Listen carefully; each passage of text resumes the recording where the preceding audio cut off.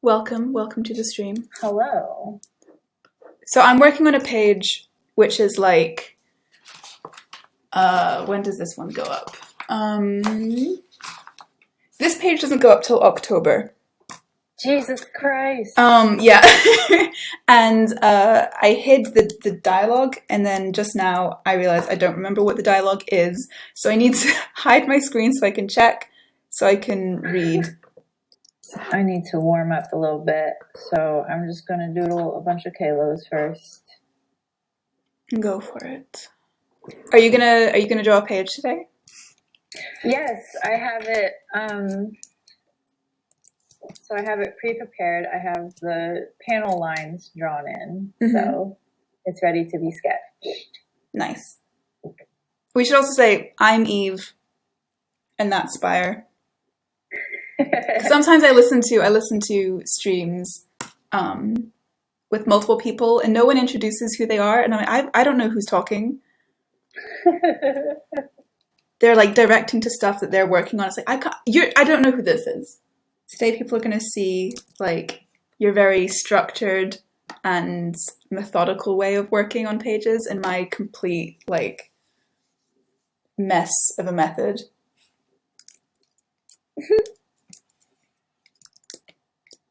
There's a lot of like resizing of things and moving things around, and you're just like, this is where this goes. I know exactly what's going to happen on this page.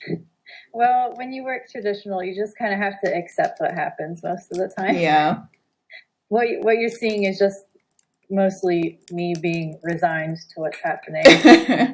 on a couple pages ago, when I was drawing Kalo doing some cool stuff, I did actually take the time to completely erase panels and redraw them. Whoa.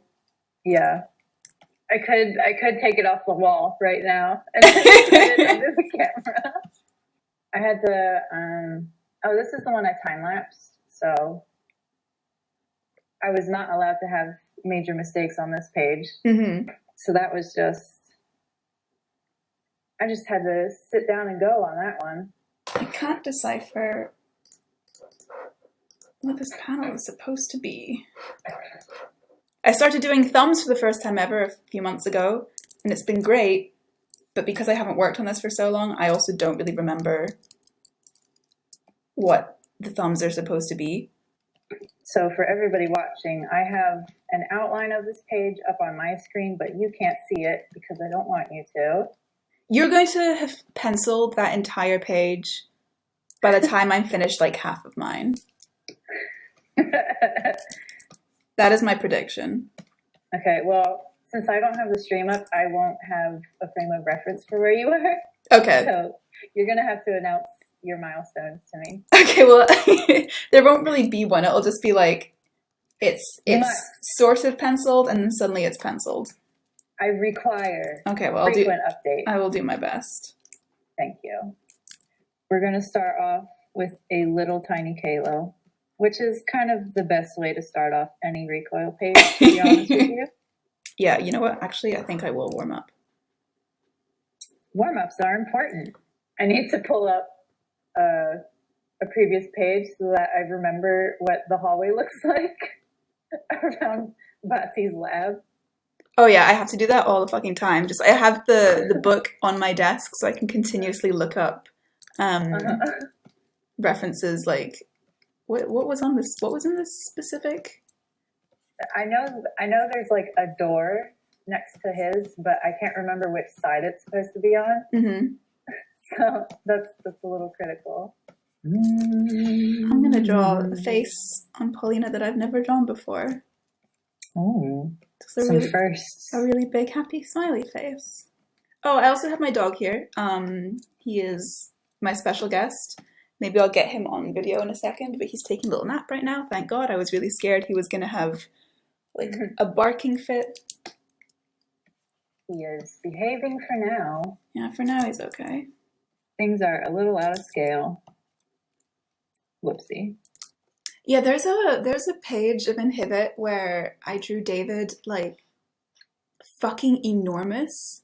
He's like, it's when he comes out of, when there's like the little party and Vic's out in the hall and David comes out to check on him. I'm gonna pull it up right now because I have the Inhibit book. He's like the size of the door. He's so big. It's like you can't really tell because no one else is also in frame, but he is huge, and Let me see the boy. it drives me crazy. I really wish I hadn't done that. I wish I'd fixed it. Oh, this? He's so big. Why is he so big? Big, strong, growing boy. Like, based on this, Victor standing next to him is taller than the door. Vic has to bend in half It's in order to go anywhere. it's ridiculous. Okay. There's so many little things I only noticed were mistakes after the book went to print. Like, absolutely classic. And I checked over it a million times as well. I was like, it's perfect. I don't see any mistakes. It's fine. It's the charm. It's the charm of the book. It's the charm of David. No.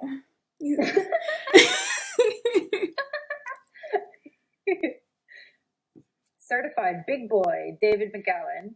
Oh, you don't like that? No, I don't like that. You don't like that? What if I say it again? Oh, if you say it again, Like maybe. if I said it again. Maybe. Certified big boy, David McGowan. Oh, no, I like it this time. Oh, you did? Okay. See, I'm glad you could come around.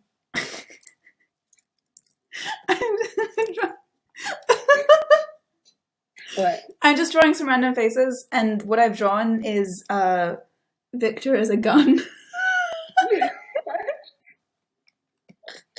I wish I had the stream up. Robbie says that David looks right relative to the door handle, so it's all fine. The door is just very small suddenly. Well, yeah, okay. David looks right relative to the door handle, but the door handle is too high on the door. It's just a fucking mess. It's just an absolute mess of a scene. Put that as a review on Goodreads or something. What absolute mess of a scene? Yeah. The whole fucking book is a mess. If you look at any panel longer than like the 2 seconds it takes to read it, you will notice many egregious errors. I think that's the typical comics experience. Inhibit question: what's the best random spark you've ever drawn flying off of Victor? Oh my god! Oh geez. There's so many. So many to choose from. I think. Okay, wait. There's one I drew. I'm gonna pull it up. There's one panel that I drew where the sparks. It looks like I gave Victor little wings. Ooh. But I didn't. It wasn't on purpose. And then I was like, oh shit, they look like little wings. I should change that. And then I never did. Because I'm lazy. It's got two little, like, angel Valkyrie wings or something. Well, they kind of I think they look like wings. I guess you can all judge that when it finally appears in the stream. Okay, I'm just gonna say that I'm warmed up now. Get rid of this polling I drew early because it's terrible. What is the best random sound shape that you've ever drawn flying off of Kalo? Ooh. That's a good question. I'm going to pull up Recoil, the website, and I'm just going to link it in chat. Recoil, the comic, the website. Okay, so one of my favorite instances, I guess, of Scream Boy screaming is at the end of chapter 4, because he just is the scream. Oh, like, yeah, in the dream bit? Yes. Who's my favorite non-powered character from the comic? Ooh. Jamie is so good. I love Jamie's design. He's so much fun. I'm gonna make sure to bring him back. Don't you worry. Good. Oh man, mine is really hard because there's so few characters without powers. I think there's only one who has appeared in the comic so far, right? Rachel. Because Noor is dormant. And Rabbit still has his power. Mine's a spoiler, I'm sorry. Oh no. Mine's a character we haven't seen yet. Oh, Robbie, you think about the lizard person a lot? Yeah, I really like. Lizard Boy is definitely one of my favorite background characters. Like, if I need someone in the background, that's why Lizard Boy is usually there. Because I mean, how can that not be fun? Lizard Boy is really cute. I really like Lizard Boy. Oh yeah. So is Rabbit dormant? No, so Rabbit has telekinesis, and he is not dormant. He has an inhibitor.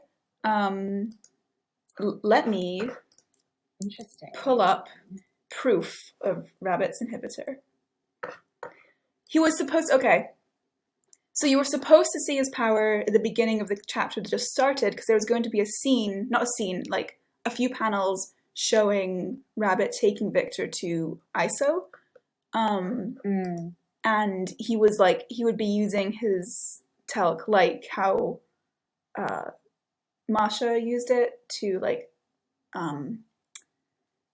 in the chapter where, sorry, this is so complicated. I'm trying to do like two things at once. My brain can't process either. When in the chapter where they go and they do all the retrievals, and there's Arush who has electro manipulation, and Masha uses her telk to like protect against it. He was kind of going to be doing that kind of around Victor, ushering him into ISO, and then they were going to leave, and then the chapter was going to start. But I was like, it felt so like drawn out. I thought it was just a snappier beginning just to start with him in ISO, because you would like, you don't. I have a really bad problem of showing how characters get to places too much. If you reread Inhibit, you will see any scene that starts, it starts with how the characters got there. Because I'm just very like literal. I need to show how they got there. So I had to cut that out. So it's kind of like Masha's inhibitor, where it's very, very hidden. So it's here on the back of his neck. And tiny, minuscule. You would never notice it. It's kind of like how you'd never notice Victor's ankle bracelet, his ankle monitor, until it's pointed out to you. It's on the back of his neck here. Ooh. I think it's maybe... A question for me. How did I come up with the color scheme for Recoil? That's a good question. Actually, I still need to answer who's... So before I get to that one, I need to answer who's my favorite non-powered character in Recoil. So probably Becca, hands down. How do I come up with the color scheme? There's a lot of color schemes, but I'm sure you've noticed by now that there are a few recurring ones. So the way I decide, I guess it's more like about color themes. The red and blue, when did I start using that? So like that showed up very briefly in the first chapter, and then it was pretty much gone until chapter 4? So that's reserved for, what would I call those moments? Recoil moments. Recoil moments. Like signature recoil moments. Some of the most critical moments, I guess, in the comic. And that one's pretty straightforward to explain, because it's a very polarizing pair of colors. I just go full saturation, don't even care about like ink levels or anything like that. Oh my god, there are so many color schemes I use, because like I get bored very quickly when I color, like if I use the same color scheme for too long. So that's why Recoil constantly changes like time of day and location. Especially because like, 90% of the whole thing is in the same exact building. So I definitely didn't want to saddle myself with a comic where I just picked one scheme at the beginning and I just use it for the next 20 years. So yeah, basically to answer your question, I get bored. Like I like to keep visual interest, and a lot of the way I do that is through the color. which unfortunately I'm not doing right now. So usually I pick colors based. It's very mood based. So mood mixed in a little bit with the time of day, or usually the time of day is picked to fit the mood. So of course the Space Jam arc takes place at like high noon, where the sun is bright as hell, and everything is very harshly colored and everything. I wish I had like your sense for color. Especially like I'm slowly my color is slowly improving. It's still not the best. It is. But when I was looking back at old Inhibit pages for some stuff recently, and I was like, what the fuck is this? What is this? Why did I color it with like mud, ash, and like dirt? Why does it look like this? Okay, I'm gonna finally draw the boy. Do it. The moment everyone's been waiting for. Meanwhile, I'm just like struggling to draw but a single character. I haven't worked on Inhibit in like a month? A month? No. Really? 3 weeks? A while. I'm really rusty. Oh dear. That's why you warm up. That is why you warm up, and that is also why you don't come back to your comic for the first time in 3 weeks and stream it. But yeah, the best the colors have ever been in Inhibit was the laser tag scene, which Spire colored. I had so much fun coloring those pages. I know I've said it a million times while I was coloring them, but I just want to make it clear. I had so much fun. They came out so good. Like, the people who have since started reading Inhibit like after the laser tag scene don't know the absolute disaster that they avoid. I'm gonna open it. So for people who started reading Inhibit after, or who like started with the book, because obviously it's printed in the book, I tried to color the laser tag scene myself. It was the worst garbage. Do I even have? Oh no, do I not have the original? Oh, I really hope I do, because it was so ugly. So ugly. I'll open them both for comparison. This is the good version. This is the version that Spire colored. This is Spire's colors. I think I shaded this page, but yeah, some you ended up having to do because I couldn't finish in time. Yeah, but that's fair. Beautiful, beautiful colors. Here is my attempt, and I had like a breakdown over it because I literally hated it so much. I hate coloring. In case this is news to anyone, coloring is my least favorite part of the entire process. And unfortunately, it's the part that takes half of making a page. Here's how I tried to color it. Oh, like beautiful, incredible, cohesive, few colors. Like, it makes sense. This absolute garbage. This is like a complete nightmare. I don't know what this... It's so bad. It's so embarrassing. Coloring is... I'm not good at coloring. I can do faces. And I can do inks. And I think I'm pretty good at dialogue. I can't do colors. You are so good at dialogue. Thank you. Like, I don't even know what to say. It's just, like, I don't really have a sense, like much of a sense for what kind of sounds natural. But like when I read Inhibit, especially in the flashback when everyone is just crazy children who just blurt stuff out, like it sounds exactly like a crowd of children would sound like. It's amazing. Like, especially like Masha saying she's 10 and that she's almost an adult is so... Yeah. so funny.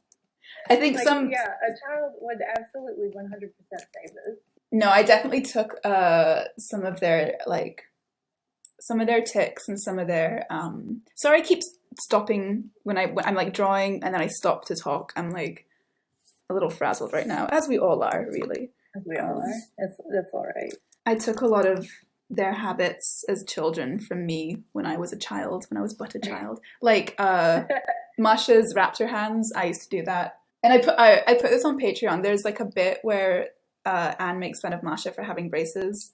And Victor's like, it's okay, I wish I had braces. Yeah. That was literally me. I literally wished I had braces because I thought they looked really cool. And then I got braces and it was hell. I love writing dialogue. I love writing dialogue maybe too much. I find it very hard to edit it down. For Inhibit readers, the scene which is happening now, when I originally started scripting it, I scripted it and I laid it all out. And I went to Spire and I think it was this number. I was like, is 10 pages too many pages for one conversation? And he was like, yes. Yes. Yes, what are you talking about? And I trimmed it down to the number that it is going to be now, which 10 pages was way too many pages. But it's just so much fun. I just like writing characters talking to each other. This entire comic is an excuse for my characters just to argue. Plot, whatever. What would be great? What? For a couple characters just sitting around talking for 10 pages. Mm-hmm. Blue Boys comic. Yeah, I know. Yeah, one day. One day. Spire and I do have a lot of crossover comic potential. We have a lot of A's, yes, a lot of crossovers. Let's call it that. So maybe one day there will be a crossover comic. Just it's adding it to the pile of projects. I know. Yeah, Robbie, we have an unbelievable amount of content for an unbelievable number of crossovers. Yeah. How many new A's have we come up with so far this year? We have 1, 2, 3. Yeah, I count 3. Yeah. So for this scene I'm drawing, I had to take some reference pictures, not for this page, but for a different page. And Victor's holding his inhibitors in this scene. And so all my reference pictures are of me holding giant rolls of kitchen roll to try and get this shape. Oh, Finley, no. Sorry, my dog is going to start barking. No. What's all this?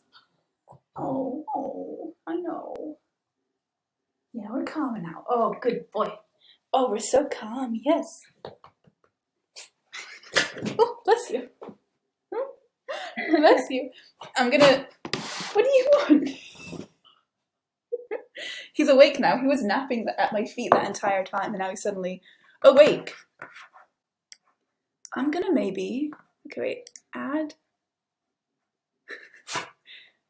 Are you gonna put him on screen? I'm gonna put him on yeah. I'm just gonna suddenly appear now. I'm really, really sorry. Hello, it's me. I'm just gonna put myself right over here, on my side. Okay, Finley, come here. Yes. Oh. Where's the boy? He's here. Yay! It's Finley. Yes. Say hello. Say hello. Okay. All right. You can't stay here because I need to draw now. You having a sniff? Oh, you smell so bad. Oh, your breath reeks. Get down. Give that boy a bath. Go. Oh, go back to sleep. This was going so well. You were asleep and it was great. Now he suddenly wants to play.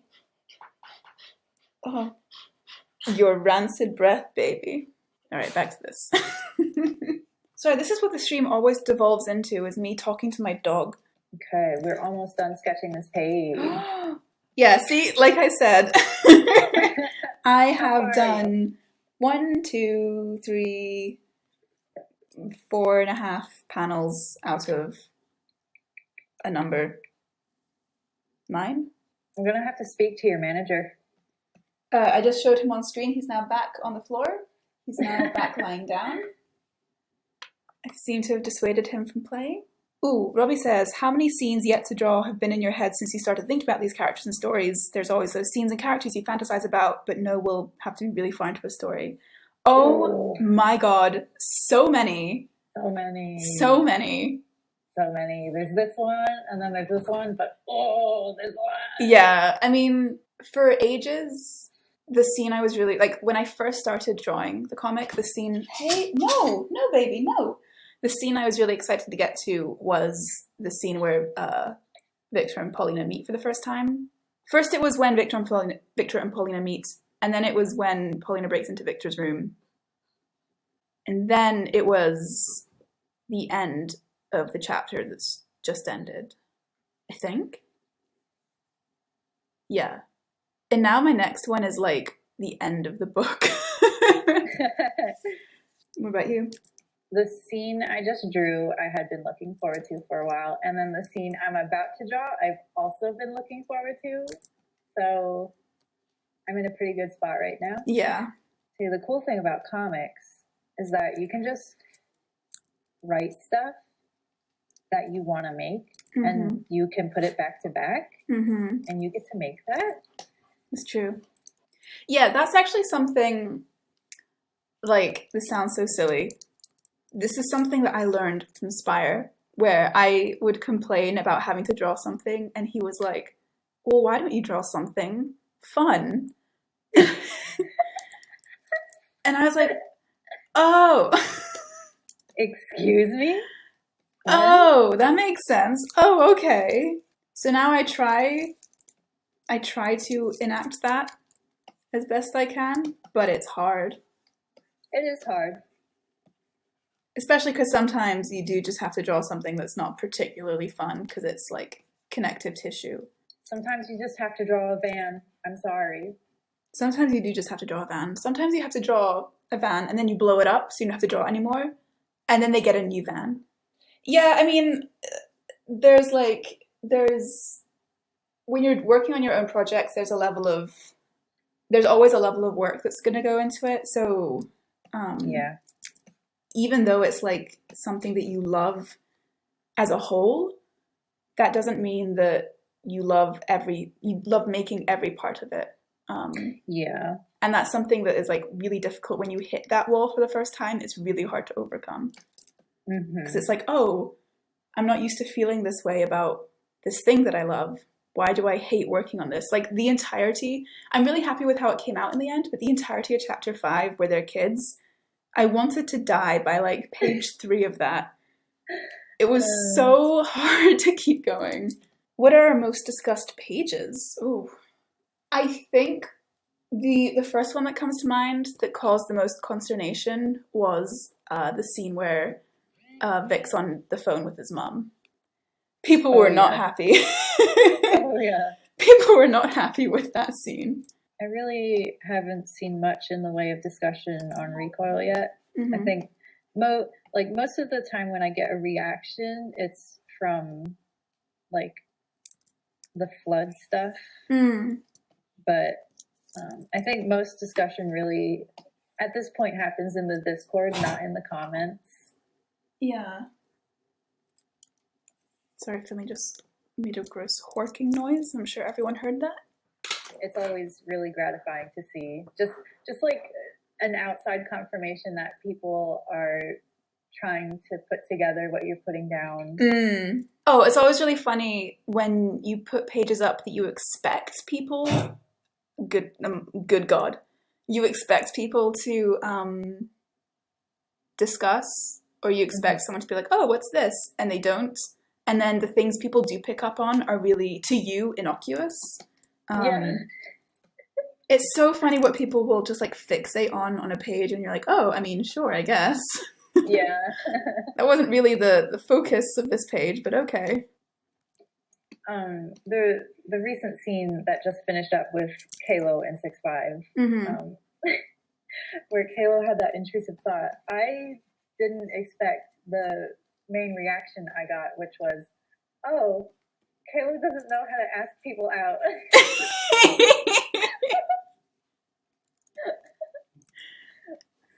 We've all been there. You wanted to ask out a cute boy and instead you thought about killing him.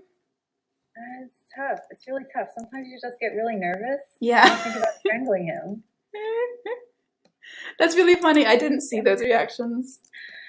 That's pretty much all I got, which was like unexpected, but it was so funny. Yeah. Like the moments like that really make it worth it sometimes, especially if you are working on a part that's like just really hard for you to do, like you're not used to working on it, or it's just technically difficult. Yeah. All right, Eve, what I need a status report. Fuck. 1, 2, 3, 4, 5, 6 out of 9. No, 5.5 out of 9. Nice. Wonderful. Oh, I didn't even draw his mouth on this one. Done. Kalo's hair has been incredibly voluminous on this page. He's like a Ghibli character, like he's getting scared, so his hair puffs up. Yeah. Robbie asks, what power from one another's comics would you want to have, or which would you least like to have? I think there's much more room to play with this from Recoil, because Recoil can have pretty much anything. You could literally have whatever you want, as long as it has one severe consequence to it. Choose wisely. Well, my boring answer is like, it would just be telekinesis again. Because it's just like, that's the most practical. It's the one when I was like a little kid, that's the one I really wanted to have. It would just be that. Which variation would I want? My gut reaction would be to also pick telekinesis, because that would allow me to fly, which is what I really want. But I also have a large bias towards electro. I think that's got some consequences. That's got some consequences to it. It would be a very Recoil choice of me to pick electro. I think I'll commit to it. My goodness. I was fully expecting you just to pick telekinesis. There was actually, like, in the first version of Inhibit, which is what I wrote when I was 17, and it fucking sucks, but I love it so much. There were like 1 million other variations you could have. Oh yeah? Which I eventually just cut. I like streamlined it. You could like, there was turning into animals. There was like animal, it was called animal mimicry.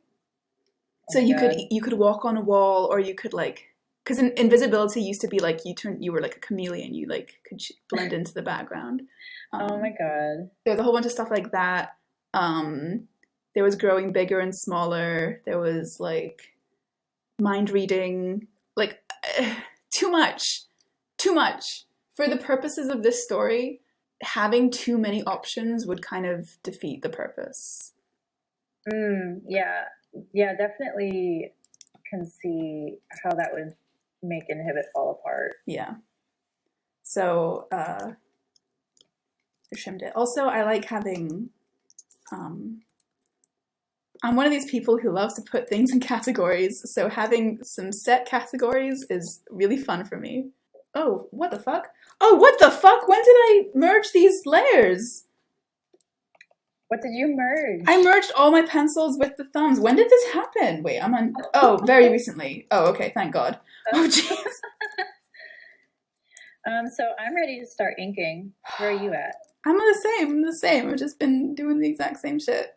Oh, good. Yeah, you can just say that, and I just have to believe you. I mean, yeah. I wouldn't lie. There's people watching. There's silence in the flat, which means Finley is up to something. Oh, no, I hear him drinking. Okay, it's all good. Thank God. But yeah, I think it's also more fun to come up with consequences for superpowers. Okay, this is for me personally, because this sounds like I'm dunking on Spire's comic. For me personally, it's more fun to have limited numbers of powers. Because then you're like, you can kind of get more in depth with each of them. This panel that I've thumbed has just got a blob, and I don't know what it means. It means Vic is smiling. He's having a good time? I don't think that is what is going on. He's having a good time. He's happy. I don't think so. God, my voice is starting to go. I can hear myself going like, ugh. Yeah, I was about to ask, do you need to go get some tea? I do have a little bit of tea left, so I'm going to wait until this is finished. Oh, and it has a Finley hair in it. That's great. Cool.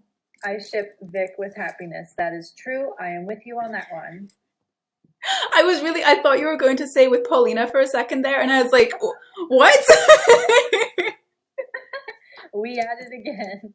There might be, okay, there might be people who haven't seen my really important, I need to find it. You need to share that immediately. Also, I can happily say that the Vic/happiness ship is not canon. Why is everything okay, obviously the reason everything is loading slowly is because I'm streaming. Found it. Wonderful. I'm bringing it into view. This picture, it looks like Victor and Paulina. And so I had to draw it. This is the only way you're ever allowed to ship these two. It's so fucking funny. I fucking love this picture. It's so bad. It's so funny. Anyway, yeah, that's it. Oh, I need to turn the lights on. Hang on. No, we're not getting up. It's okay. Shh. We're getting up to turn on the lights. He wants to do that. He like bolted to his feet. Okay, I have my panels in. It's time. Yep. See, I'm currently started the 7th panel.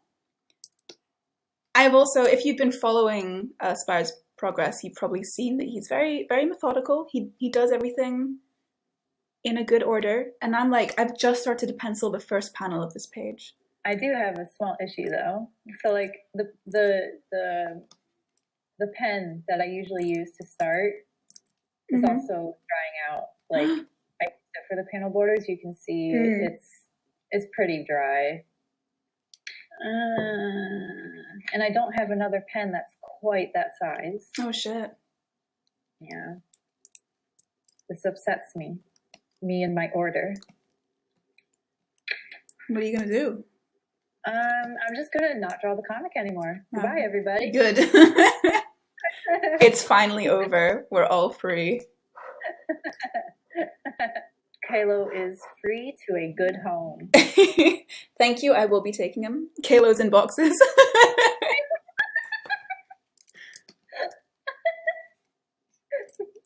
He's in boxes. Oh. Hello, welcome to the stream. Oh, hey, Steph. Nice to have you here. Welcome, welcome. It's slowly deteriorating. I think that's required. Yeah, every stream has to like sink into, chaos at some point. And we're getting there slowly but surely. Finley losing his fucking mind was a good start to the chaos. Oops. And hopefully, okay, he's lying back down now. He's in a wee bit of a huff. So I don't have, this is in response to Robbie, what he's just said. Okay. I have one idea of what Vic does after the events of the comic, but I have no fucking clue what he does because the comic is over. And I don't care anymore. So yes, I will. Yes, he does the one thing that I think that I have thought of already, which I'm gonna say like when the comic is done, and then he goes and he lives on an island for the rest of his life, and he never speaks to anyone ever again. Or maybe he speaks to lots of people because I don't know how the comic ends. Maybe he dies. He meets another handsome boy. No, I don't think that ever happens. Okay. I think he dies in the next chapter, and then it moves on, and Paulina is the real protagonist. Oh, like she wants to be. The comic ends and he comes to life. Well, like this has been a summoning ritual. Holy shit! That's very unfortunate. That is. Oh, I don't think he'd be any happier here. I can safely say, like, as the person who created this character, I wouldn't want to summon him. There are better comic characters to summon. Okay, who would you summon? From Inhibit, from any comic. Let's start with Inhibit. I mean, I don't have an answer for either. Okay. Maybe Masha. Nice. I think she would be a good wing woman. Yeah, okay, I'm gonna say Masha. Okay. Annie Manga asks, is this how you make all your comics for Recoil? Yeah. Yep. This is pretty much how every single page is made. So, like Eve was saying earlier, my process is pretty methodical. It's pretty much the same every single time. So first, when I'm inking, I start with the biggest pen first, and I gradually work my way inward with smaller pens.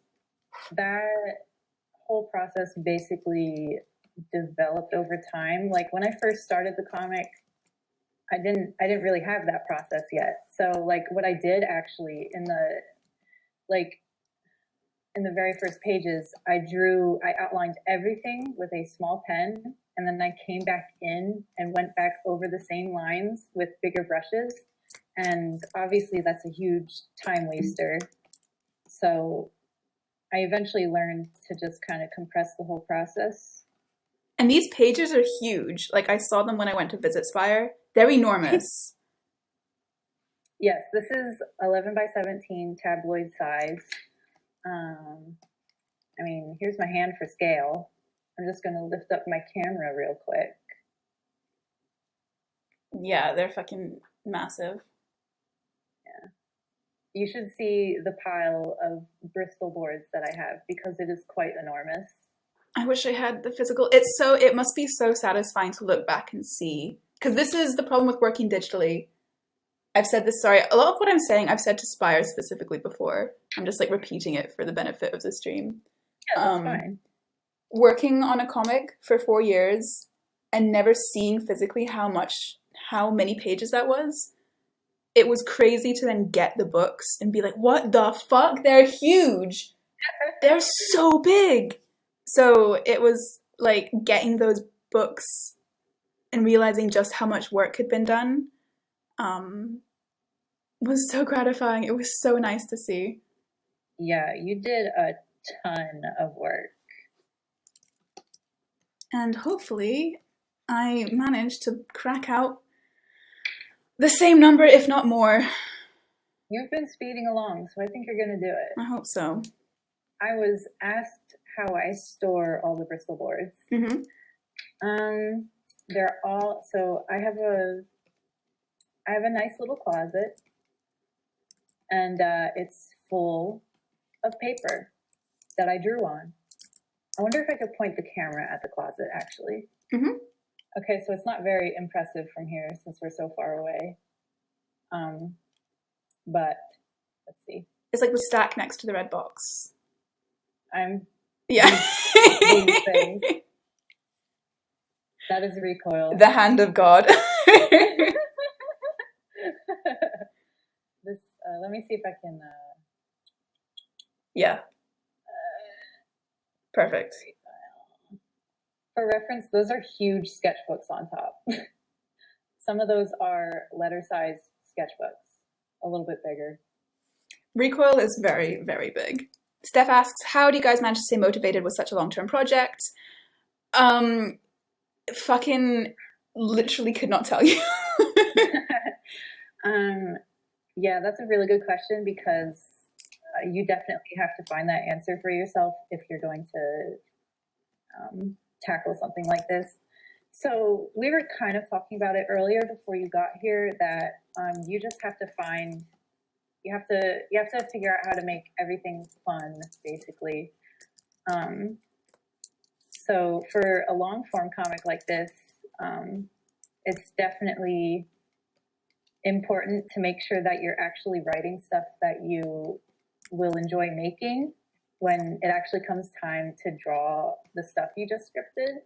Mm-hmm. But even then, like, you really need to make sure that, I don't know, I guess you just have to be aware of what you're doing. And like, instead of falling into a line of thinking like, I should do it because that's the way it's supposed to be done. Mm-hmm.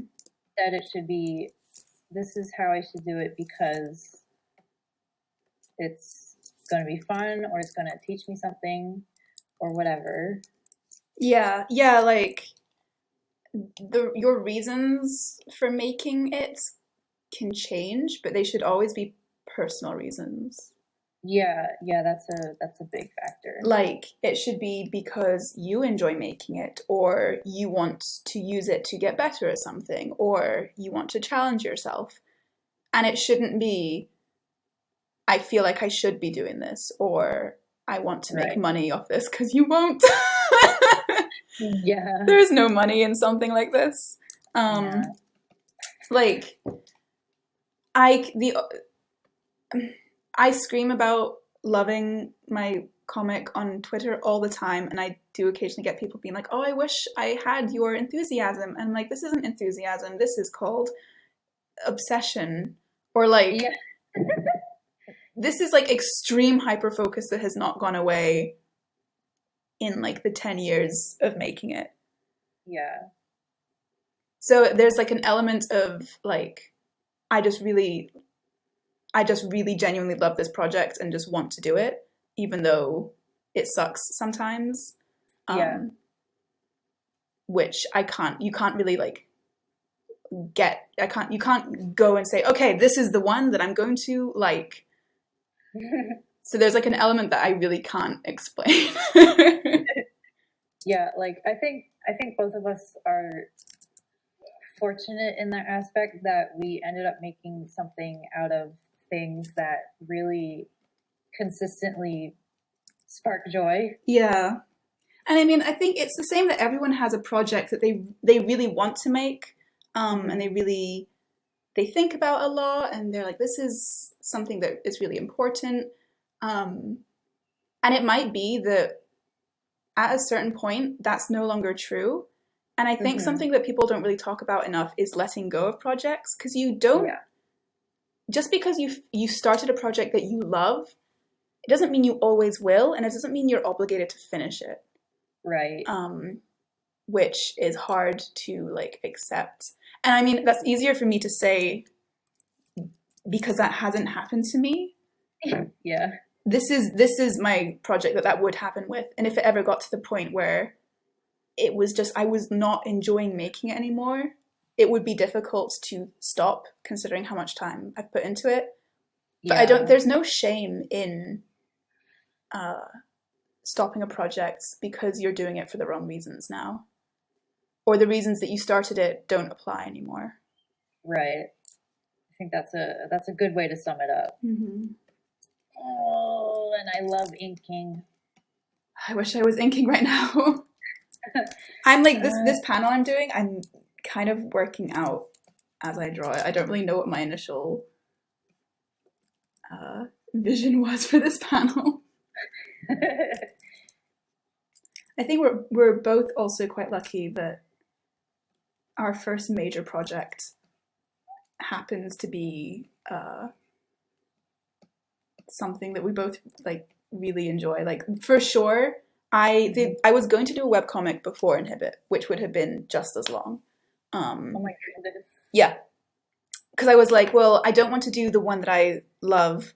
See you later, Brian.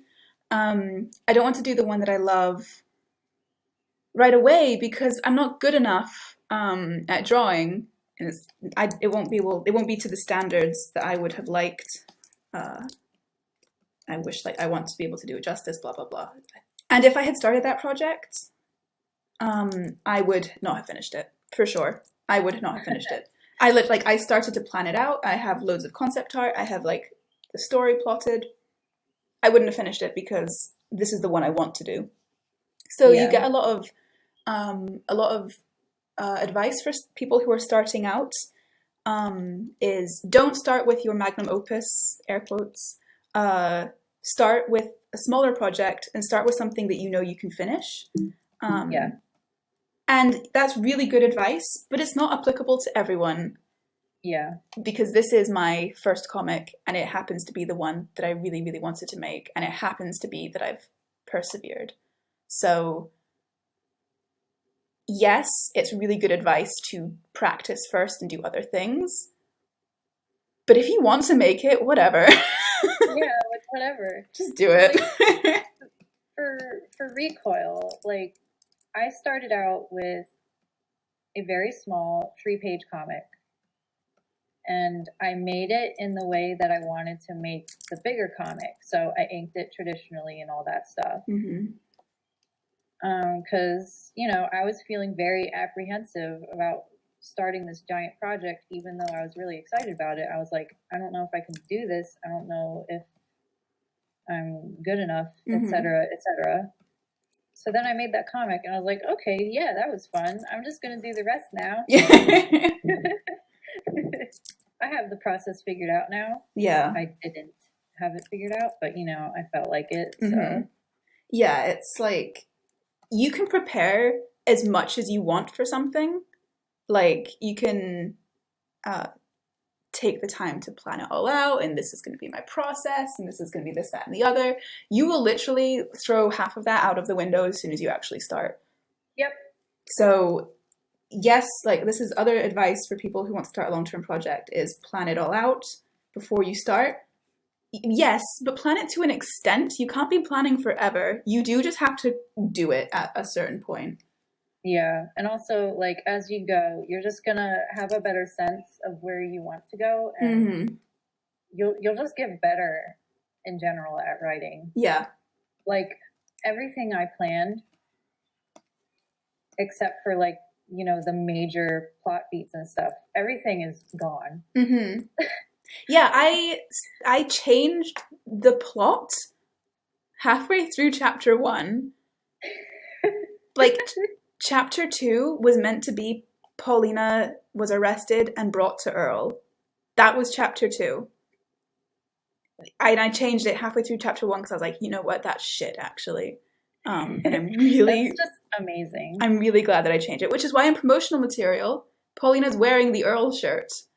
But yeah, there's like, you can only plan so much. And there's also this, so some people do plan out the whole thing and they write the whole thing before they start. I'm sorry, I keep stopping to draw and I'm just like chatting to the computer. Some people do write out the whole thing and then just go, and they have this outline to work from. I don't do that. I have like incredibly loose beats for like, this needs to happen in this chapter, and then a couple of chapters before is when I actually think about the specifics. So it gives you like room as you grow as a writer and a comic artist. It gives you room to change things to be better. Because if you are glued to your script and you do not change things, I can guarantee that a few years down the line you will have outgrown your script and you will have outgrown the story. Not in terms of like themes or like you're more mature now, but you will be better, and you will want to be able to bring what you've learned into what you're doing now instead of being beholden to what you wrote like 3 years ago. That's my rant. That's my It was a very lovely rant. Thank you. To keep you updated, I'm penciling panel 9 now. Thank you so much. You will have finished the whole page, and I'm so proud of you.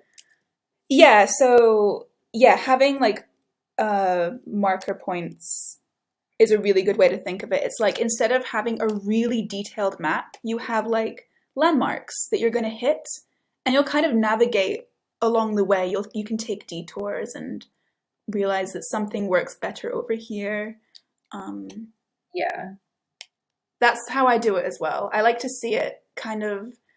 My really complicated metaphor that I've explained to someone before, and I'm really sorry if I explained it on a stream before, is that I have landmarks, and I can see where I'm going. Over there, I'm going to that tree over there. But I don't know how I'm going to get there, so I have a big carpet that I'm rolling in front of me, like a big red carpet. And I roll it, like I push it, and I'm like, oh, okay, I'll go to the end of this carpet, and it's like a meter away, and then I push it again. Because I script on like a rolling basis. So currently I'm scripting chapter 8, which is the chapter after the one that's going up now. So you kind of find out what works best for you, and don't think that just because someone else, you know, religiously plots out their entire comic and scripts it before starting, it doesn't mean you have to work that way. Okay. I need some water, so please stare at the boy until I am get also going to make some tea, so we're going to have a quick break. How am I going to do this? So I'll just talk until Spire gets back so that there's always something going on. But yeah, I'm like very passionate about people doing things their way, and not taking advice from professionals about how to make comics as like the be all and end all. It's not like if someone is talking about how to make comics online, that's not how to make comics. That's one way of making comics. And I know that some people can get really like overwhelmed by that kind of advice. Like, you have to make a comic first. And it's like, okay, but not everyone wants to. And once it becomes work, if comics isn't going to be your career and it's something you want to do for fun and you just are passionate about your story, don't feel that you have to do all the prep work. Sometimes you can just jump in, and it's fun to jump in, and you have a nice time, and you make friends doing it. And as well, if you want to start making comics, find people who are like at the same sort of stage as you are, and like make friends with your not colleagues, but people who are in the same stage of the creative process as you, because you can like work together and grow together. My comics became 10 times better when I made comics friends who I could like talk to and share my whips and ask for feedback. And because I don't have an editor, obviously. A lot of webcomic people don't have editors. You are your own writer editor. My dog just woke up and looked at me in disgust. You're your own editor, your own writer, your own artist. So at a certain point, it can get kind of like just a feedback loop of no exterior influence. So it's really important, I think, and valuable to have people who you can talk to and get feedback from. I think Spire is back now, so I'm going to go for my tea break. Yes, I am. Okay, I was talking about making comic friends because your comics improve. Okay. Yeah, becoming friends with other people in the webcomic community is great because we're all on the same level and we're all just feeling out where we're going and how to get there, basically. And everyone is usually really, really great about sharing resources. Like Eve especially is responsible for most of the upgrades that the Recoil website has gotten. And I would never have done that on my own. Also, while Eve's away, let's play a little game. So send me an Inhibit question and I will answer it as incorrectly as possible. Who is Paulina? Well, Paulina is Vic's best friend. They've been living together at Earl for like 17 years, and they're going to get married at the end of the comic. Next question. What does Julia look like? Well, she's got the cutest little fuzzy ears and the cutest little button nose you've ever seen. Wait, is that Julia? Or is that a baby panda? Next question. Hey, I'm back. Oh, hello, welcome. Vic's best friend is Paulina. Next question. Who is Earl? He is the King of England. Next question. Earl is secretly Rabbit. He has been Earl this whole time. The king is here. Praise him. Oh, interesting. I'm learning so much. See, this is why I'm here. To spread lies and slander about my comic. Oops. Yep, exactly. Don't mind me just ruining the layout. Okay, there we go. Ooh, that's a good question, Robbie. If you had 6'5's powers, what kind of pranks would you pull?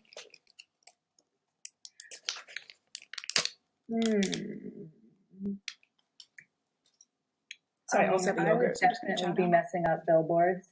Messing up billboards? Yes. To say what? Have you ever seen someone took a real billboard for like a hunting shop of some sort Mm-hmm. and just made all of it nonsense, and that's essentially what I would do. Would ruin. Sorry, eating a yogurt. You would ruin other people's graphic design. Yeah. I can't believe it. Why did Vic fall out with Nate? Oh, that's an easy one. So Nate stole his GameCube, and Vic never forgave him. Next question. This is like when Alex was pitching Inhibit for me because I was eating lunch at a convention. And she was like, mystery, conspiracy, arson, romance? Maybe. A kiss? No. Like, this is how she was pitching it to people. And I was just sitting there eating my sandwich like, I'm not going to argue. What's Nate's favorite GameCube game? And why is it Star Fox? I was going to say it's the really shitty Star Wars game, which I have and can't remember the name of. You fly around and it's bad. If you want any revenge, you could answer Recoil questions incorrectly. I'm always willing to answer Recoil questions. Incorrectly or no. Chat, fire away. I'll probably just be like excited to show off my Recoil knowledge and be like, oh well actually I know the answer. Yeah, Rogue Leader, I think that was it. I hated that game.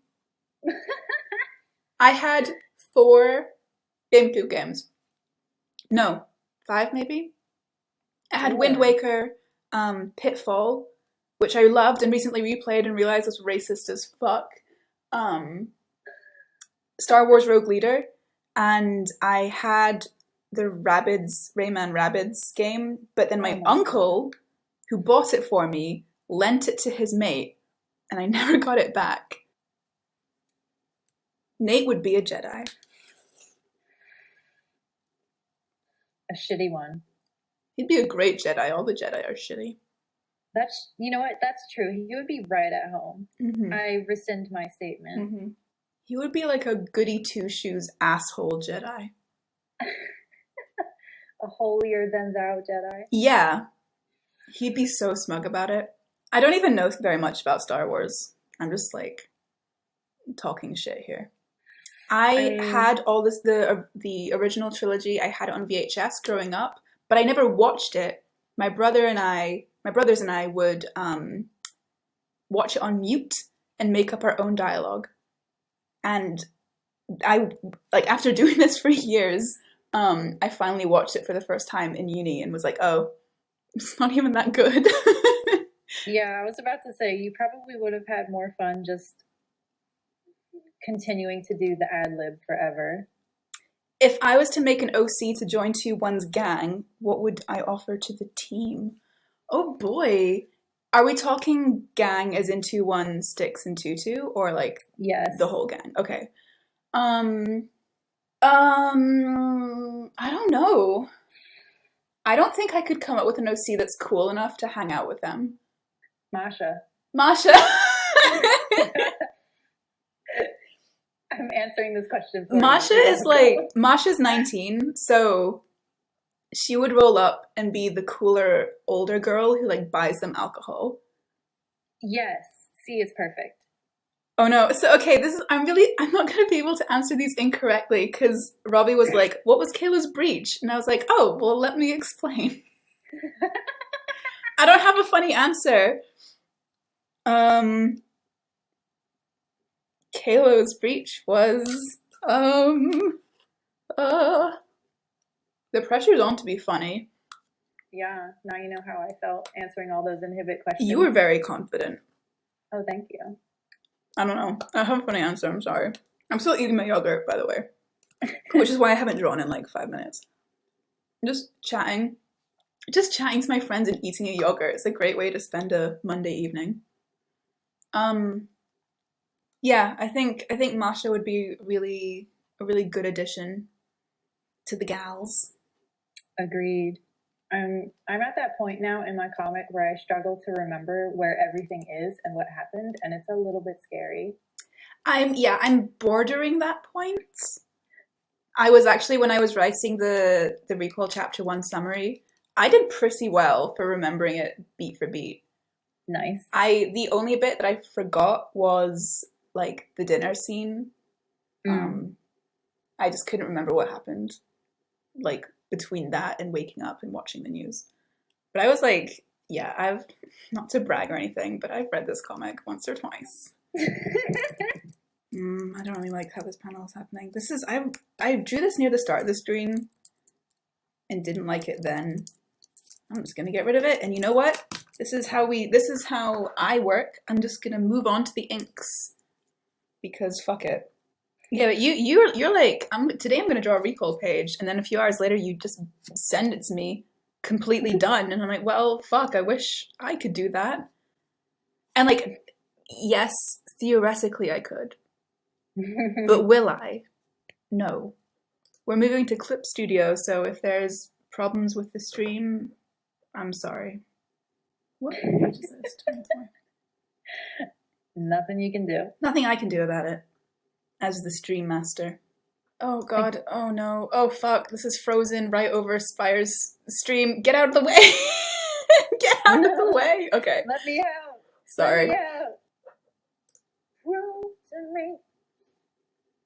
What? I'm not gonna die alone. Oh, I was humming that in the kitchen. It's time for my favorite part. It's time for the inks. Let's ink some faces. I accidentally made Kalo flaunt his ass in this panel, so I'm just gonna have to like flatten that out a little bit. He's like kind of sticking it out for the camera. Is that what you're saying? Yeah. He's like posing for a poster right now. Oh, I see. Kalo, there's nothing to pose for. You can just stand there. It's fine. This is a very simple shot. Sorry, now you're going to hear a lot of Control Zs. A lot of clacking as I undo every line 3 times. Thanks for the warning. But it was mostly for the stream. No, it's for me. Does anyone else have any questions? I'm enjoying the questions. Oh, Robbie literally just posted one. So timely. What's the sexiest bit? Because Everett looked at the panel. That is a very risky question. That's for the chat to answer. Because I don't have an answer for this. Chat can go on a scavenger hunt for that one. Yeah, that's going to be a crowdsourced answer. I have no input in that. If anyone has a question that I can answer, or that Spire can answer, feel free to ask. I have been known to answer questions sometimes. We love to talk, especially about our characters. All the panels. Vic is only sexy in a rat kind of Sometimes. You just have to completely ignore the line that you sketched. That is true. This is something I love to do. When you pencil something, that is merely a suggestion. The inks is where it actually, like, the inks is just redrawing it and ignoring the pencils half the time. Pencils are fucking pencils. They don't need to be the inks too. That is. Also, I'm so sorry if me spinning and zooming in gives you motion sickness.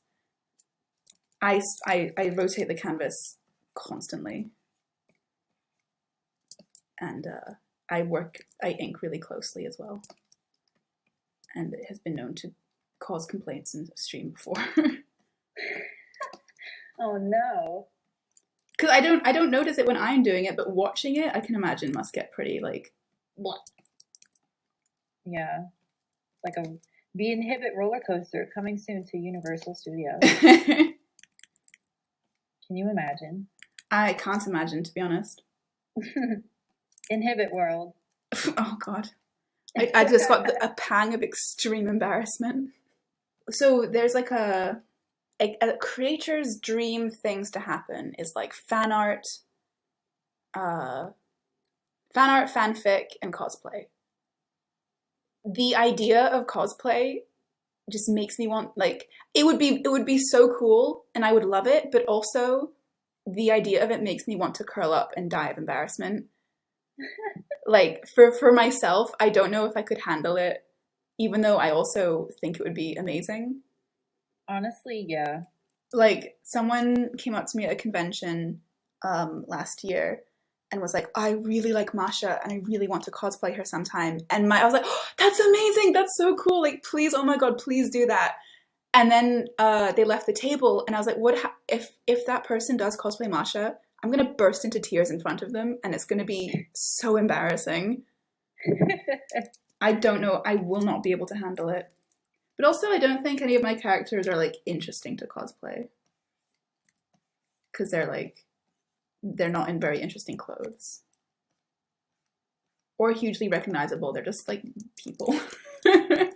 Robbie is asking, what's the grand intro track on Kayla's character playlist? Is this about a specific playlist, or is this like a hypothetical? Oh, there's a lot, sorry, there's a lot of good stuff in chat. Yeah. Inhibit rolls at the top of the roller coaster, pick up the receiver in the carriage, and enjoy a disheartening conversation with your mother. That's very funny. I would love to see you cosplay Nate. I think that would be great, and I'm expecting it now. Please pencil the shittiest possible goatee onto your chin. That is the most important element to really make it Nate. And yeah, like the uniforms would be cool. I think that's probably why this person picked Masha, is because she fucking rules, and also she has a cool uniform. It's true. That's a good question about the playlist, because I don't really make character playlists per se. I mostly make event playlists. But most events do revolve around Kalo, so it's kind of hand in hand in that regard. I could probably choose one. Please do. Okay, I gotta look at the Recoil music. Hang on, do I have it on here? Oh, is it not just Unstable? That is an excellent Kalo song. I think it's Unstable. Okay. Unstable by Anne Boleyn. I very much enjoy that. I can just any question that's like, what's this about Recoil? I'm like, oh, I know the answer to this. Yeah, just answer for me, please. Thank you. To be honest, Nate's actual character playlist, because I only make character playlists. I can't do events because I'm boring. Some of my favorite, like, Inhibit TM music is on Nate's playlist, and I can't really share any of it because, like, thematically it's spoilery. But I don't know, because I pick my music playlists depending on the lyrics. So if you don't listen to lyrics and songs, then hit me up and I'll give you Nate's playlist because it fucking rules. It makes me so sad. I think I'm gonna edit my, like, creator wish list from earlier. It's like fanfic, fan art, cosplay, fan mixes, AMVs is also on there, but you can't really do that for comics. Yes, you can. Okay, I believe you. It's been done. What else counts? I think that's like the 5. The 5. The big 5. And so far I've had 2 of the 5. One day I'll get that bingo. That bingo that I crave. What? Okay. Am I gonna show how out of the loop I am? What is a fan cam? Yes, I was about to ask. I've seen that word so much recently and I don't know what it is. It's like an AMV but shorter. Okay, interesting. Okay. So a fan cam is a Vine. It's like a TikTok is the long one and Vine is the short one. Yes, that is how we will come. That's my internet metaphor. Oh wait, are fan cams a K-pop thing? Is that where that came from? It's a compilation of your favorite character celebrity set to your favorite song. What? Why? It kind of evolved into short MVs for people or characters. It's an edit, basically. This is super interesting. This is all new information. Yeah, I'm not in like the celebrity fandom. I don't really like care about celebrities very much, so this is very interesting. Well, like also both of us in general, we just don't interact with like fandom spaces all that much. Yeah. So My fandom experience is pretty limited to like watching from a distance on Tumblr. yeah. And I'm not like involved really in any fandoms. That's so interesting. Okay, thank you for educating me.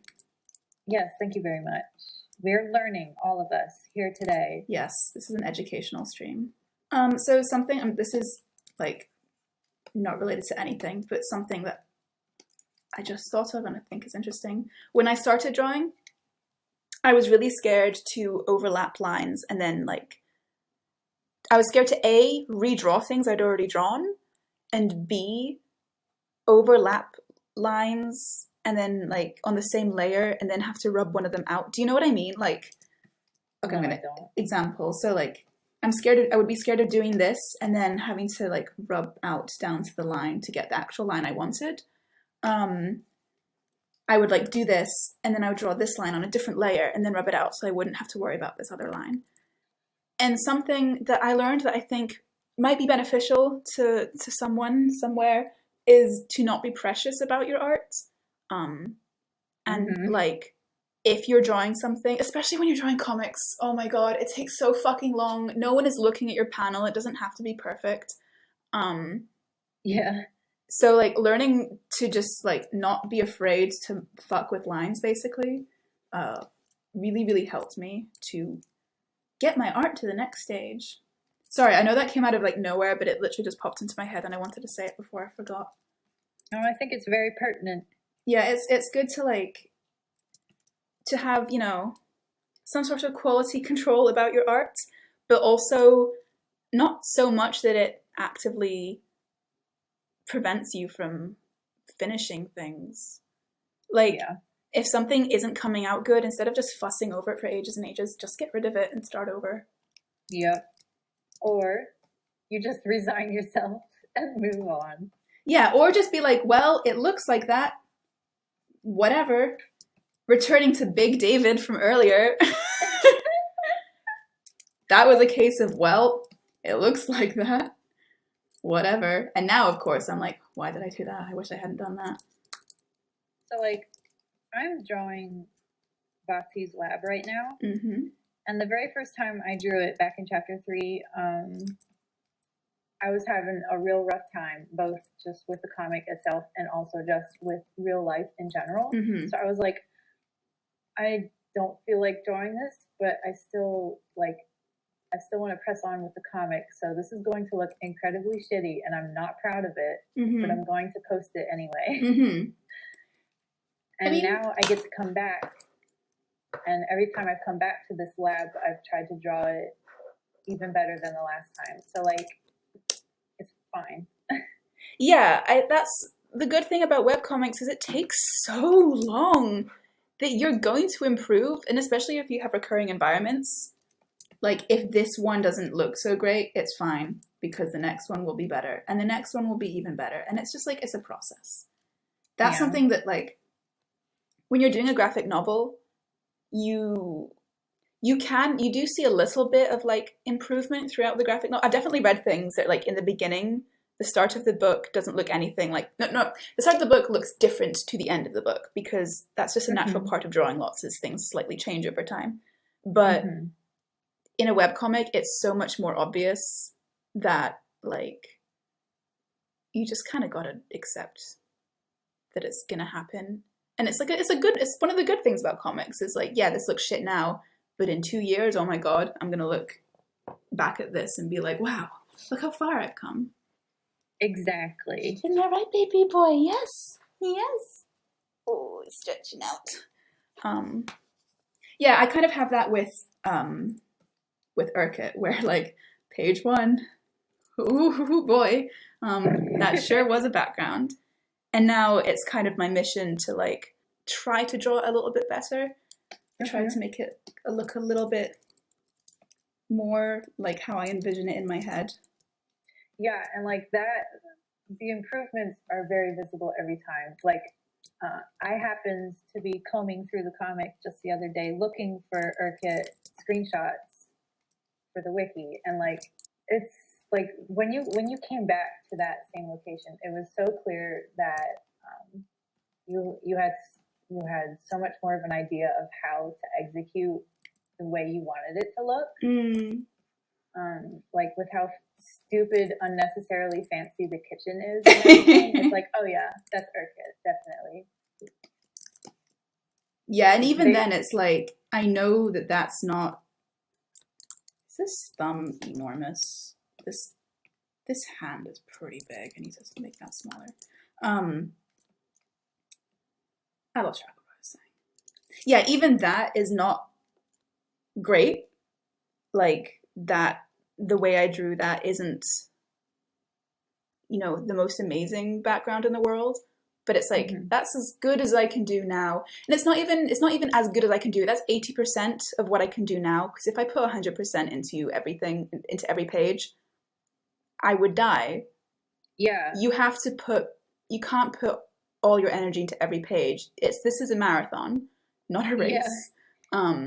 Yeah, but it was still enough that like you clearly get the feel of the personality and the environment you want, and that's all you need. Yeah. Thank you. Like seeing the fucking magnetic knife rack, I was like, oh yeah, Urk would have one of those. But yeah, this kind of comes back to what we were saying earlier about like, how do you stick with a long-term project? Part of it is not giving 100%. If that sounds ironic, but it's true. Yeah, like, and that so it all ties into like, it's fine. Like, I drew this, it's not perfect, but it's like, this is as good as it gets right now. Because if you agonize over everything, you're going to be there forever. Plus, comics aren't like illustrations where you look at it and you look at this one picture for a long time. Your eye scans over panels in like a second or less. So you're like, oh no, this hand looks really weird and it looks strange. Oh, this doesn't quite work. It's fine because, yeah, this one panel looks whack. You have thousands of panels in your comic. Yeah. Like, the one panel where a hand looks slightly weird is like, who fucking cares? There are so many panels in Inhibit where I was drawing it and I was like, this looks... Even for my style, which is like, it gears towards funny shapes, it's like, even for this isn't good. But at the end of the day, if anyone is like gonna go, oh, well, actually, yeah, the hand doesn't bend like that. Well, okay. Fuck you. I drew this for free. I drew this for free in my spare time for fun. So no one can even criticize you for it. Exactly. Yeah, anytime someone mentions that they're trying to work on a comic or they're even thinking about it, I just like jump into old grandpa advice mode because I love doing this and I want other people to love doing this. Yeah, I really want I want to encourage people to make comics and like to put their work out there, but I also want people to be aware of what they're getting into. Yeah. I had a bit of like a naive outlook going into this. Like, when I started Inhibit, I was like, it takes as long as it takes. Because I was, how old was I? I was 22. And I was at my final year of uni, and I was like, this is what I want to do. I want to be a webcomic artist. And I'm gonna, like, I'd been reading comics for like 8 or 9 years at that point. And I just felt so passionate about like making a webcomic about my story, blah, blah, blah. So I was like, yeah, absolutely, I'm going to do this. And then 4 years passed and I put my first book out and I was like, that was such a long time. This is one of 3. That was kind of when reality hit of like, this is a long-term investment. This is like, this is going to take a very long time. And it's so far absolutely been worth it. I have met so many amazing people. I have met some of my best friends ever. Through doing this, I have had so many cool experiences, like getting to go to conventions and running my Kickstarter and getting a book. Cool. I wouldn't change it for anything. But I wish, I wouldn't change it, but I wish I knew the reality of what I was getting into, so I was ready before I started. Cause yeah, like you start and you're like, yeah, this is what I'm gonna do. And then a few years pass and you're like, I'm still doing it.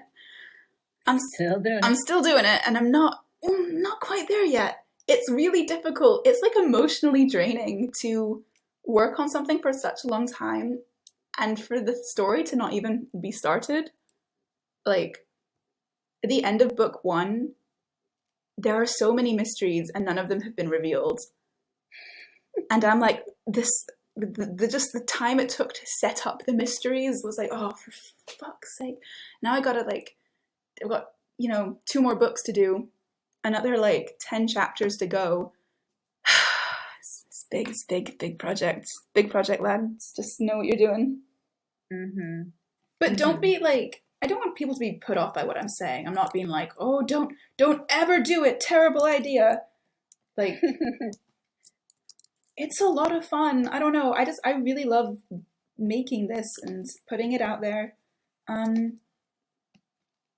there's also kind of the people who make it. I have not made it as a webcomic artist. They're the people who make money off their webcomic exist for sure, but they are the 0.001% of how many webcomics are out there. There's someone tweeted the other day, here's a list of I collate information. It's all the webcomic crossovers there have ever been, just to keep them all in one place. And I was like, that's so cool. I was really interested to see what comics were on there. I hadn't heard of a single fucking comic on the list. I was like, I read comics constantly, and I spent most of my late teens reading webcomics. And I think I knew a couple of comics, but I was like, what? There was so many. The list was enormous. It just kept going, and I was like, I don't know any of these. Just the sheer number of people who make webcomics and are never you never hear of them because there's just so many. They find their audience, but their audiences are so different to what I'm interested in, or just the spheres never overlap in any way. So if you're going into webcomics like I did with the naive perception that you are going to be the next big comic, I don't want to be like, no, it won't be you. But don't expect it to be you. Expect to have to put in years and years. I'm sorry, I'm just talking to the screen again. Expect to put in years and years of work before people even find you. Yeah. Sorry, I really don't want this to be a bummer, but it's reality though. It's a very real fact that you have to accept. No one knows what Recoil is. But I have the people who did happen to stumble upon it, who do keep up with it for some miracle of a reason. And that may be 2 people, but I love them very much. Yeah, it's your work will find its audience eventually, but you can't be laboring under the impression that your audience will be everyone and immediately. Yeah, the payoff for me is that I get to draw the scenes that are in my head. Yeah, Robbie, that's actually a really that's a really good way of thinking of it, is when you make friends with people in comics and you're excited about other people's comics, they become the people that you draw it for.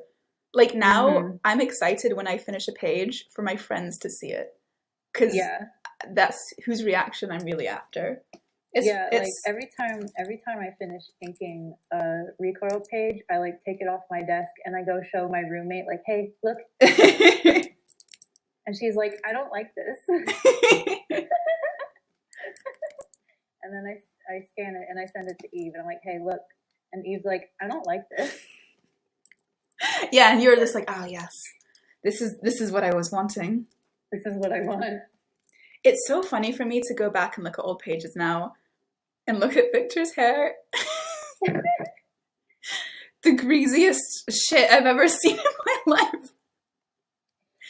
And I was like, I love that was me, like, sure, I had cracked how to draw boy hair. Mm-hmm. Because I didn't know how to draw short hair. I was like, this looks good. Yeah, this looks great. Looks like he's just run his head through a bottle of olive oil and gone out the door. Disgusting. I mean, I'm also just such a sucker for webcomics, specifically because the medium allows you to look back at your old work and you can point to it and be like, look how shit it was and look how good it is now. And then like another, 5 years down the line, I'll look at pages I'm doing now and be like, look how shit it was. It's great. It's so, what's the word? Not satisfying. Gratifying. It pleases me. Yeah, it's like, if you feel that drive to put the story you've been thinking about out there, that's really what's going to carry you. It's like, you have to have that internal drive. It's like I said earlier, external factors are such a minimal, they can exist, sure, but they're a minimal part of making a personal project like this, just because of the time effort and like the,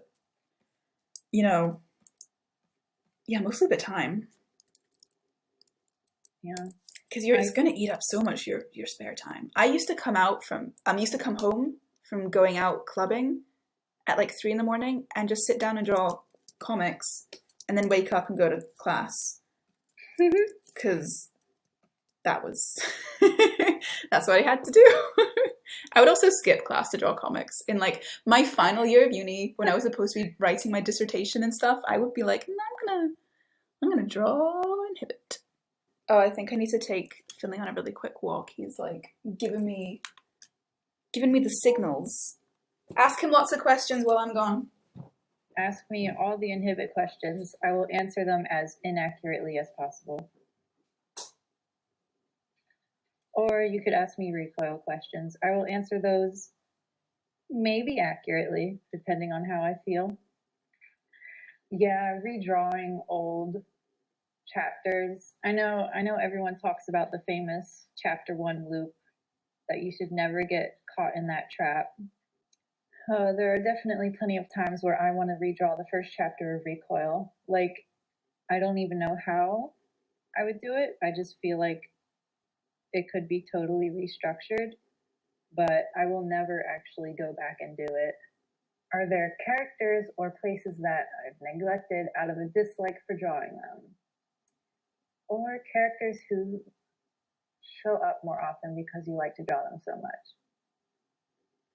Good questions, Robbie. So this comic stars Kalo because he's my favoritist in the world, and I will take any excuse to draw him. Let's see. Characters I don't like to draw. Bati, as much as I love him, I only just recently figured out how to actually draw him in a way that I like, which is really strange because he's been in the comic for years already. But his hair has always been really difficult for me to draw. So every time I had to draw him, I was like,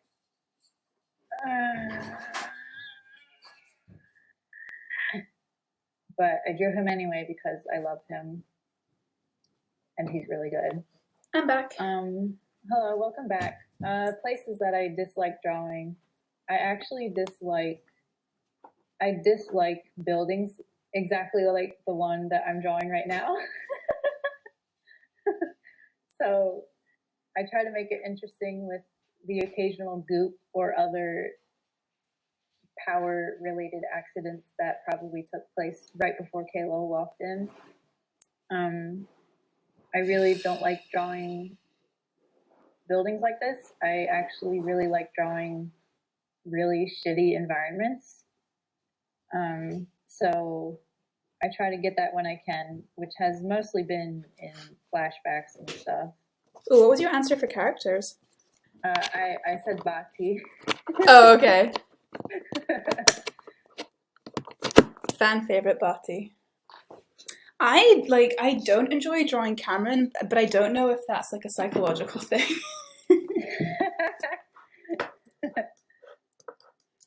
He's just your standard boy. He's just a boy. Whatever. Just a boy. Dr. Croft is also a little bit difficult. Not because of his wrinkles or anything like that. It's actually because of his comb over. I hate drawing it. Really? Yeah. Now I'm going to spend a bunch of time erasing all of these pencil lines. Yeah, a lot of people think, or to them, inking is like really taxing. I think it's the most like mindless part of it. Yeah, most of the time it is. Because it's like, yeah, the lines are already there.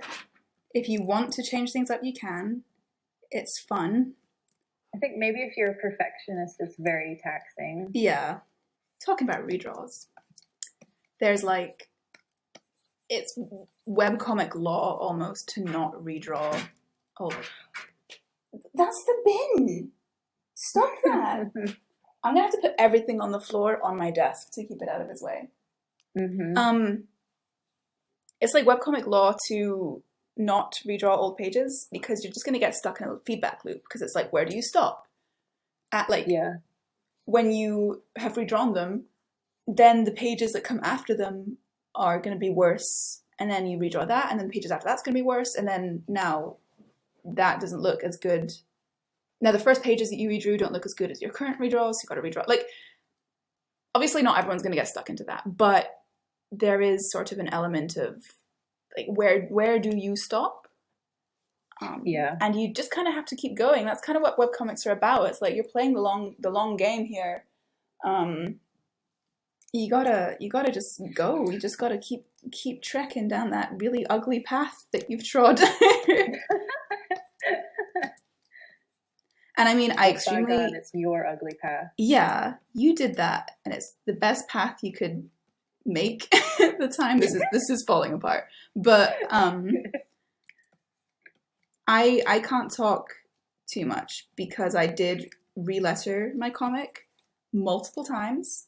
And I will fight anyone who says that was a bad idea because it made the comic look a million times better. But ugly starts, or like, not perfect starts, are kind of a hallmark of webcomics. No one's gonna fault you for it. Yeah. And if you don't start, like if I hadn't started Inhibit, I wouldn't be able to draw at the level I can draw today because I wouldn't have drawn so much. So I wouldn't have been able to draw Inhibit if I hadn't drawn Inhibit, if that makes sense.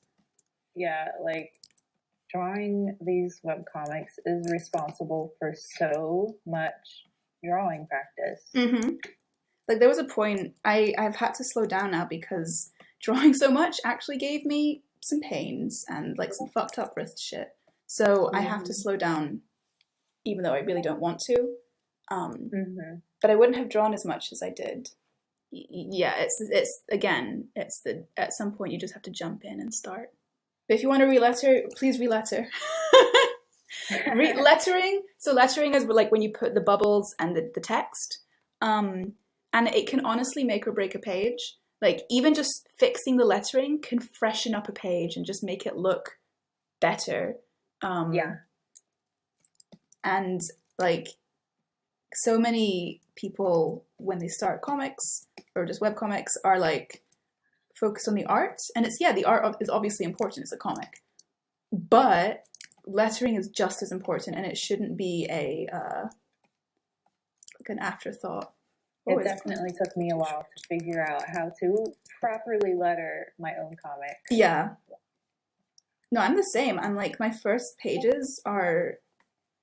atrocious in terms of lettering. I mean, atrocious in general, yes, but atrocious in terms of lettering too, because I didn't understand placement and I didn't understand making room for the text. Just like little lettering basics like that, which I picked up slowly. Lettering is like, I'm obviously very, very passionate about it. I think it's really, really cool and really fun to play with, and it's like, it's not just putting the text on the page, you can make it part of the tone of the page, and you can make it blend in with the page. Yeah, it's cool. But lettering is really fun. That's my lettering propaganda for the day. You are not immune to lettering your webcomic. But the hands are so small. Why made his hands so small? Little baby hands, fuck. Little baby. Little baby Baby, hands. baby man. My rule for, in case anyone else wants to adopt this, my rule for proportions is that the hands should be the size of the face. And like, the feet should be about like the length of the head-ish. Obviously, people's styles are different, but that's how I try to keep the proportions consistent up and down the body. But I mean, it's also Inhibit and proportions are whack, so. And also, there are no rules in art. Their mouths do fall off their face. I haven't done that in a while. I haven't done that since like the second chapter, I don't think. Like the thing where I used to just not contain the mouth and the face. The reason was because I couldn't work out how to do that. I didn't know how to draw the head with a big mouth. Just slide it off. Yeah, it's off now. I constantly draw feet like way too big. Oh, really? Yeah. I always see your feet, like the feet that you draw being very, like, quite small and delicate. Like little feet. Little feet. I'm gonna draw some feet. I'm going back and looking at some of your feet. I'm looking at some Spire feet pics right now. Oh no. Okay, this like, doesn't count because you're drawing like a chibi. If I'm drawing bare feet, it's fine. But if I'm drawing shoes. Okay, well now I gotta go. Now I gotta find some fucking shoes, don't I? Mm-hmm. Shoes. Where's that 6'5" flashback? I want pics of 6'5's feet on my desk by tomorrow. No. I'll get Era to send me some. No. Okay, actually just... Okay, you draw his shoes once. What? And they are normal. They are fine. They're like small even, I would say. You're looking at finished art. Oh, well, I don't know. You said you draw big feet. I assumed you meant like in your thing that you do, your comic. Well, I fix it. But it's huge first, on the first draw. Whatever. Show me next time. Show me those big feet. I'll show you some feet. I just saw the thing Robbie put. I'm sorry. I know this is a drawing stream and I'm not fucking drawing. I just saw the thing Robbie put in the Discord server, the Inhibit Discord. Like the comparison of the two ruffles. Cinematic parallel. I drew this and it makes me sad. This is wait, I should probably show so it's not just like haha I'm laughing at a thing. This makes me sad. Okay, it's time to draw now. Let's draw. Draw with me. Are there characters in your comics now who were in original concept much more important, but had their importance limited? I've said this loads. I'm so sorry if I'm repeating myself. I talk about my comic way too fucking much. I had a completely different main character, who doesn't exist anymore. Her name was Charlie, and she was like, I don't think I can go too much into what her deal was because it's like, it might ruin some things in the actual comic. But she was basically a self-insert. like when I wrote this story originally when I was in high school. Sorry, I stopped drawing again. Fuck. When I wrote the story in high school, she was my self-insert. And self-inserts are fucking valid. I don't give a shit what anyone says. And like Victor was a character that she met.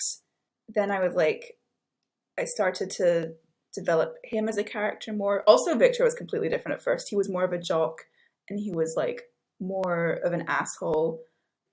He was a mean, depressed person, rather than a neurotic, depressed person. And then, like in the first version of Inhibit, I didn't finish writing before I started writing a sequel. Oh my goodness. And the sequel, because I was more interested in like the aftermath of that first comic.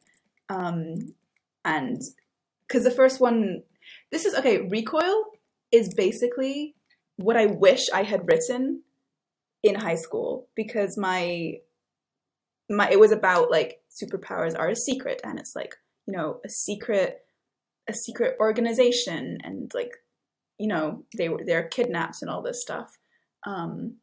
So Recoil is like the really, really good version of what I wish I'd written. And so then I started writing a sequel, which is after superpowers are revealed and they go to school. And then I changed. They go to school. They go to school now. And they go to normal school. And then I was like, actually, maybe they should have their own special school. And then I was like, oh, maybe they're trained to be superheroes. And then it eventually developed, and then I got rid of the other character because she fucking sucked. Is that an answer to the question? I just kind of rambled for a little bit there. I think so, yeah. I mean, an entire main character just disappearing is a pretty solid answer to that question. Yeah, it was like she went from being the main character to being joint main characters. It switched between hers and Victor's point of view. And she was in it up until pretty soon before I started the real comic.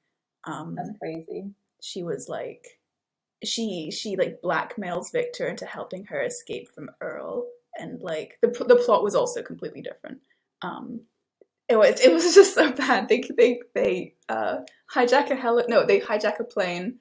Oh my god! And they crash the plane, and they all survive, and they run away. And it's just, it was really bad. It was really, really bad. I don't know what you're talking about. This sounds amazing. Yeah, it's incredible. I reread it every now and then, and I have such a good time. But yeah, no, Charlie doesn't exist anymore at all. Her name was Charlie King. Her name was like Charlotte. So in the very first version, her name was Cassie, because of course it was a YA novel. And then she was Charlie, which is short for Charlotte. And so in like the really vague like band AU I have, Victor, David, and Julia are in a band, and their band name is Where is Charlie King? Because she doesn't exist anymore. Where is she? She's gone. Okay, I'm done talking now. Spire, are there any characters in your comics who were in original concepts much more important but had their importance limited? Yes. So this goes both ways, because so 2-1 was originally way more instrumental to some stuff, some things, which I actually set up in chapter 3, and then after chapter 3 I completely rewrote the back half of the comic. So is that where she's like, he's gonna help us escape? Yeah. Okay. Yeah. So I dialed her back a lot, but she's still very involved in the thick of the story, just like in a way that makes much more sense, because she was originally like incredibly OP. I won't get into exact details about what she could do, but like I gave her way too much, and it broke things. Well, she had a different power, right? Huh? Did she have a different power? She had like multiple powers. Okay. Like multiple powers that aren't really related. Like Kalo himself is very OP, and I want him to be, but most of what he's capable of is all like related to each other. Yeah. He's just incredibly capable of it. And then in the opposite direction, there are actually several characters who weren't that important who suddenly became very important. I don't really know how much of that I should talk about. I mean, I can say 6'5" originally popped into the comic as a joke. Yeah, because that's Spire's flatmate's OC, which is really funny. Yeah. So I originally put him in there just because I like him a lot and I wanted to draw him. The critical mistake here is that I like him a lot. So you played yourself. I played myself. This is okay. This because I'm gonna be very like upfront about this kind of stuff. Because of the way that I write, sometimes I don't know how a thing is gonna happen until like just before it happens, right? And then I'm like, oh, I set this up perfectly by accident. Yeah. A few years ago, there's something I set up in chapter 2 completely unintentionally, very important for an upcoming chapter. Because I was like, I don't know how I'm going to make something happen. And then I was like, past Eve, like a genius, gave me the answer in like 2014. It's great. I love working like that because it's like, because you are forced to work with the puzzle pieces that you have, you get creative. It's so much fun to work like that. I love it. Yeah, the same thing. Like, I experienced the same thing. Like, there's stuff in like the first chapter that I can be like, oh yeah, that's foreshadowing. But at the time I drew it, it wasn't. I just happened to draw it. Can you give any examples? So an example I can give, I guess I will have to be careful in how I say it. I will just give you a name. Ore. Oh, okay. Well, that satisfies me, but no one else. Probably no one else.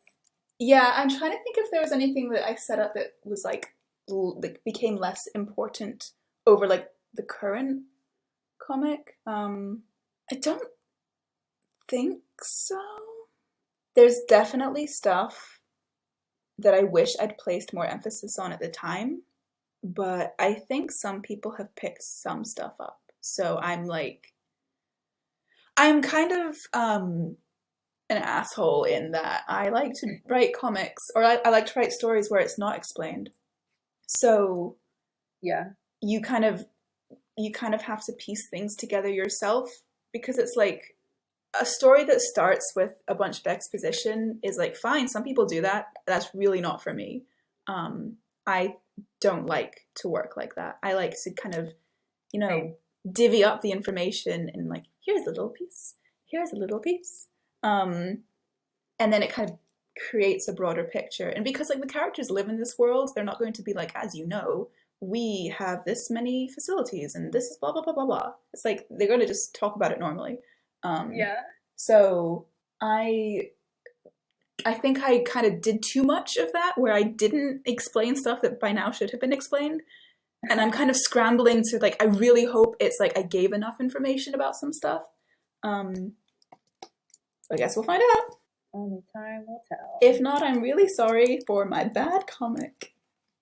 Webcomics. But whatever, it's fun. Some people like it, some people don't, and that's totally fine. There's like, if you want to do a comic a certain way, and some people don't like it, whatever, other people will. Like I've definitely gotten like some feedback that is like, oh, this wasn't clear, or this wasn't clear, and then other people have been like, this, yeah, so this is happening, right? And I'm like, oh, okay, so some people just interpret things differently or they take in different information. So the people who do, that's kind of who the comic is for. And you can't please everyone. So yeah, that's the end. That's all I have to say about that. Yeah, that's probably why we like each other's comics so much, because they both spread out this information and these implications for you to find and put together. Yeah. I think, yeah, it's interesting because they both do it in different ways. Like where mine is characters who already are very familiar with the system, so they don't see anything wrong with it. And yours are characters who are new to a system, and because they don't know about it. No, they aren't new. Wait, hang on. My characters know the system, so they don't think anything's wrong with it. And your character is new to the system, so he doesn't know what could be wrong with it. That's what I'm trying to say. Sorry, it's 11:30 p.m. over here. Oh, it's Tully. Yes, he's finally here. That's like, I don't want to be making a story where you have to read, like, what is this? You know, like you have to look stuff up in order to understand it. If that's the case, then I have failed as a storyteller. I really want to like do something with the original version of Inhibit, but I don't think I could stomach people reading it. Even the version after,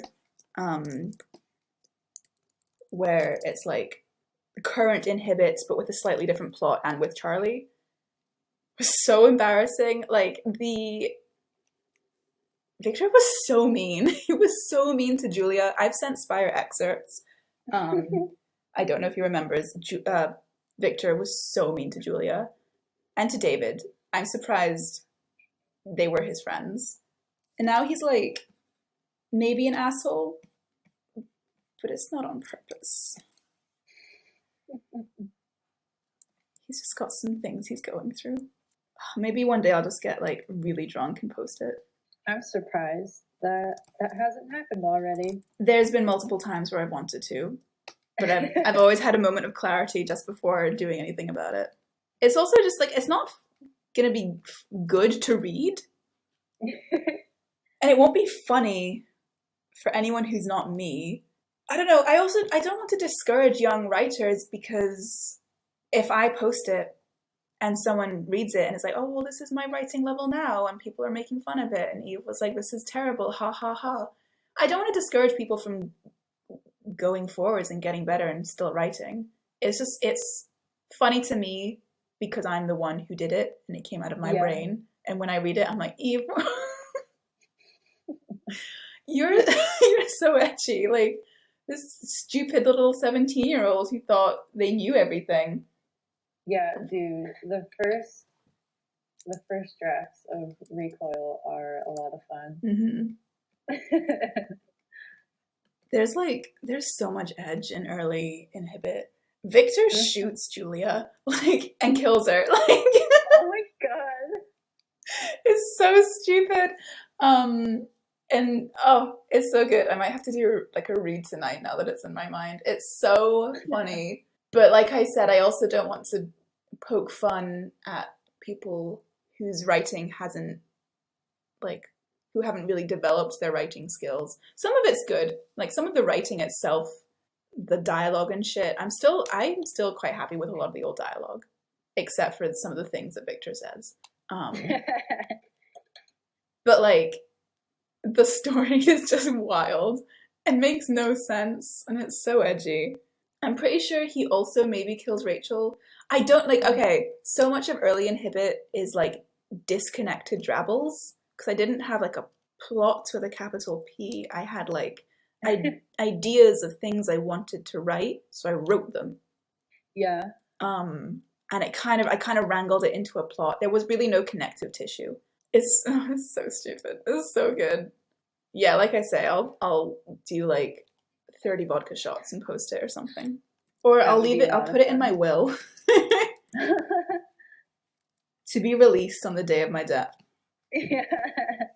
It was a lot of fun. Thank you, everybody. Thank you, everyone, for coming.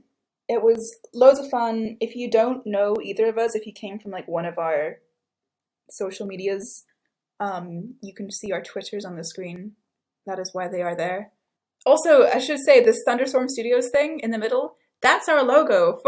That's our studio logo for our collaborative projects. The first of which, like I said at the beginning of the stream, should have been out already, but it will hopefully be coming out later this year. Read our comics, and thank you. Have a good one. Yeah, you can head off if you want. I'm gonna just like leave the stream running so people can catch up to what we've said. You're gonna be here for 5 minutes. I'm gonna be here for 5 minutes just chilling. Yeah. Have fun. Bye. Bye.